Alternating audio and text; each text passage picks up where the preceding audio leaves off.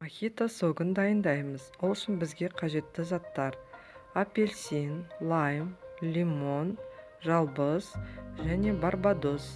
Бұл барбадос мохито сиробынан жасалған. Барлық заттарымызды ыдысымызға саламыз, оның үстінен сироп құямыз. Мысалы, 100 грамм сиропқа 1 литр салқын сарыағаш құйылады. Егер 150 грамм сироп қолдансаңыз, оған 1,5 литр салқын сарыағаш суы құйылады. Және суымыздың, яғни согымыздың түсі қанық әдемі болу үшін мен асқа арнайы қосылатын жасыл бояғыш қостым.